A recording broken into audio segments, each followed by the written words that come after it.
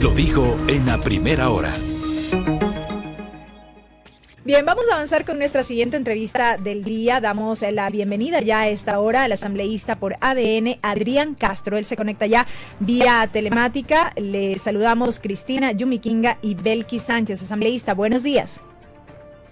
Hola Belkis, Cristina, un gusto estar con ustedes esta mañana. Lo propio también, asambleísta. Y como ya sabemos, la semana última se levantó toda una polémica a propósito de esta supuesta intención en la Asamblea Nacional de declarar loco al presidente Daniel Noboa. Sobre esto se generaron una serie de reacciones y sobre todo el cuestionamiento respecto de si existían realmente fundamentos para alegar este supuesto intento, asambleísta. Bueno, son hechos que ocurrieron la semana pasada. No pude estar presencialmente en la Asamblea Nacional, lamentablemente, por problemas de mi salud, pero estuve atento a lo que ustedes como medios de comunicación informaron al país y a todos los entretelones que lamentablemente ocurrieron en esa última sesión, donde yo básicamente vi un circo que se dio dentro de la Asamblea, ¿no? Lamentablemente esos dimes y diretes de un lado al otro regresaron. Nuevamente vemos los famosos exhortos en los órdenes del día, cuando hay tantas cosas que hacer por este país, cuando la gente pide a gritos que ya entre al pleno las preguntas que aprobamos en la consulta popular y las nuevas leyes, la propia reforma a la ley de garantías jurisdiccionales y control constitucional sigue pendiente y son temas que le preocupan al país, pero regresaron los exhortos, ¿no? Es una lástima. Asambleísta Castro, buenos días. Justamente el día de ayer, en entrevista en este espacio, la asambleísta por Revolución Ciudadana, Paola Cabezas, ella reiteraba, ¿no?, que no hay posibilidades bajo ningún argumento en declarar por parte de la Asamblea al presidente Daniel Noboa. Queremos saber, después de estas declaraciones, su opinión, ¿qué opinión le merecen las declaraciones del asambleísta Cabezas? Bueno, en buena hora que se revea ese tema, porque el tuit de la asambleísta Mónica Palacios reveló precisamente cuál era el trasfondo de esa sesión en donde lamentablemente se dieron esos hechos, ¿no? Ella puso en su tuit que le preocupa la salud mental del presidente. Bueno, y más allá de eso, ya Fernando Jaramillo, que fue quien presentó la noticia Criminis, será quien pueda responder ya con mayor precisión el tema que usted acaba de mencionar, pero a mí no me extraña, y no me extraña lo que pasa en la Asamblea Nacional, porque si es que fueron capaces de hacerle un careo a la señora fiscal Diana Salazar en medio de todo lo que ella ha hecho y está haciendo por el país en el ámbito de la justicia, hacer un careo con Ronnie Aliaga, ¿qué se puede esperar de aquello? A ustedes y a mí no creo que nos extrañe, si es que el día de mañana le colocas a un prófugo de la justicia versus una fiscal y quieres hacer que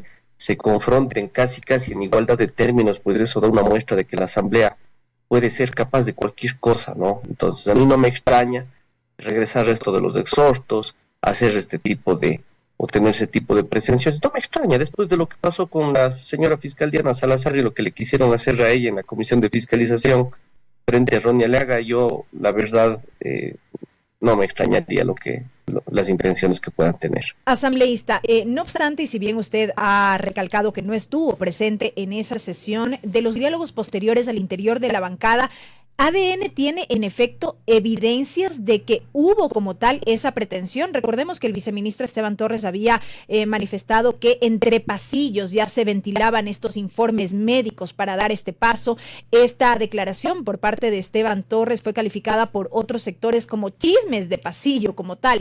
Entonces, ¿hubo realmente desde ADN alguna evidencia, algo sólido que confirme que en efecto esto se venía cocinando? No, yo creo que son preguntas que deberían responderlas en este caso nuestro colega Fernando junto con Valentina. Realmente no hubo una reunión vía Zoom. Yo estuve fuera de la ciudad de Quito por temas, evidentemente, de mi salud. Toda la semana tuve que quedarme en Cuenca por un tema de reposo médico, pero entiendo que la bancada tuvo una reunión presencial allá, de tal manera que yo no conozco exactamente el contenido de la noticia Criminis, ¿no? Eso es producto justamente de lo que no pude estar dentro de la de las sesiones de la anterior semana por un tema médico. Sin embargo, insisto nuevamente, Belkis, si es que se han presentado aquellas, significaría que pues tienen ellos todos los sustentos. No creo que nadie se atreva a colocar una noticia crímenes así de la noche a la mañana, y con mayor seguridad, pues Valentina y Fernando podrán responderles a ustedes con mayor claridad aquello.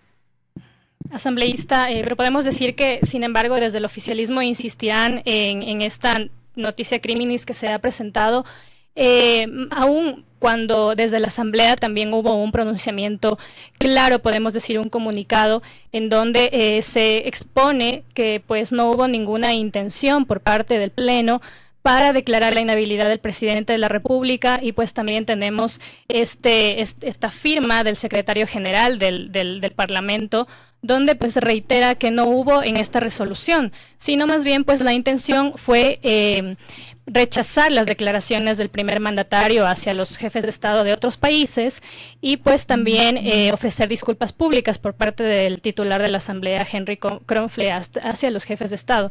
¿Insistirán una vez más en esta supuesta inhabilidad del presidente?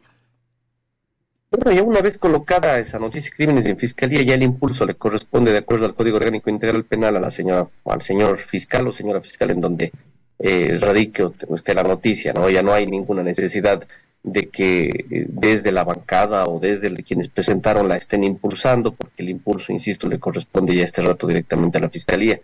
Por otro lado, me alegro, no puede ser de otro modo, que ya de parte de algunos colegas asambleístas se sostenga y se manifiesta que eso no es lo que ha ocurrido y que eso no es lo que ha querido. O sea, más allá de que haya sido o no la intención, ¿no es cierto?, el hecho de recular y dar un paso, obviamente, hacia atrás y enmendar lo que se quiso hacer, también es algo que hay que rescatar, ¿no?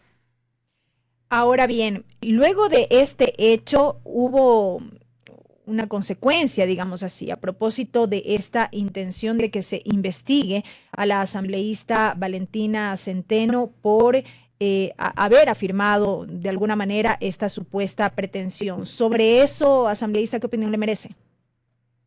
Yo conozco a Valentina, le conozco, ha manejado la bancada desde el día 1, lo ha hecho con responsabilidad, conozco de su seriedad. La verdad, si es que se instaura algún tipo de proceso interno, sería eminentemente grave. No hay las razones, no hay los sustentos necesarios.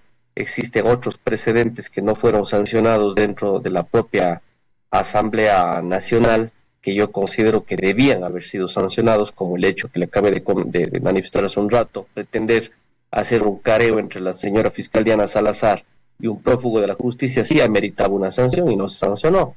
De tal manera que por un hecho mucho menor y mucho menos grave, como el que usted acaba de mencionar, yo creo que no es procedente de ninguna manera pretender sancionar a Valentina o a algún otro compañero o compañera de la bancada sin que se haya hecho absolutamente nada, ¿no?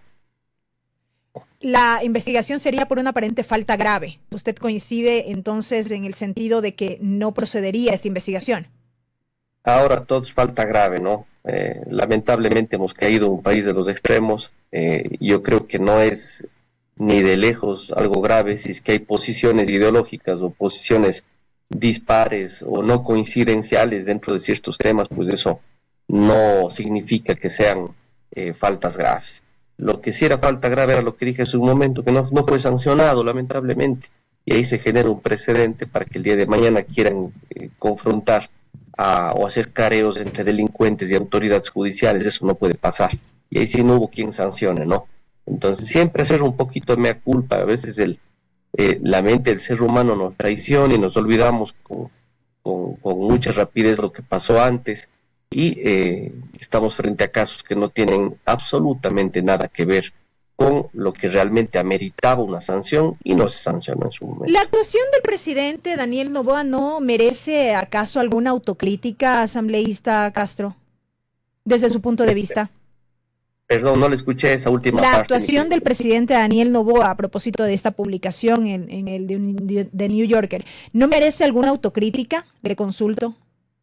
Bueno, las autocríticas justamente Belkis las hace cada uno. Cuando yo me equivoco, cuando yo cometo alguna equivocación, de hecho he hecho autocríticas y además he hecho actuaciones públicas, ¿no?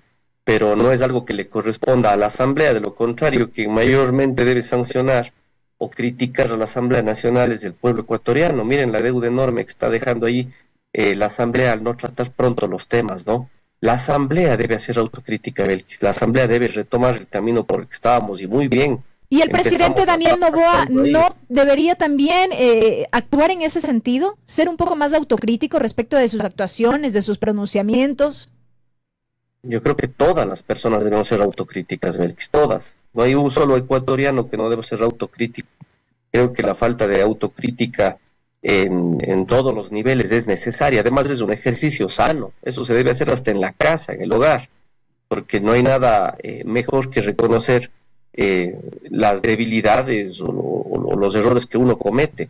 No sé si este sea el caso, eso habría que preguntarse cada uno, porque la autocrítica parte de un ejercicio de reflexión interno en donde uno reconoce la falencia y pide y recula o subsana o enmienda cualquier tipo de error que haya cometido. Pero es un ejercicio que desde cualquier punto de vista es necesario en todo ser humano, en todos, sin excepción alguna, y este país necesita hacer eso a todo nivel.